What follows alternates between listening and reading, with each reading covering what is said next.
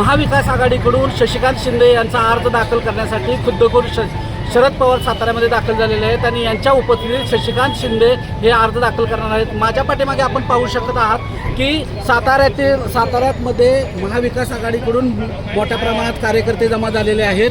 शशिकांत शिंदे यांचा अर्ज भरण्यासाठी सातारा गांधी मैदान येथे मोठ्या प्रमाणात कार्यकर्त्यांची गर्दी सुरू आहे झालेली आहे।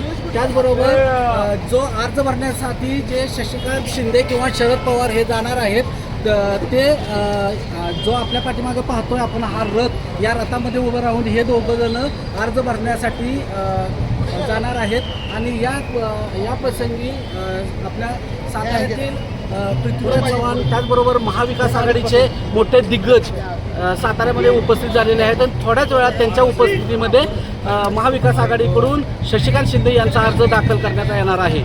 कॅमेरामन सुनील साबळेसह प्रकाश शिंदे, जय महाराष्ट्र, सातारा।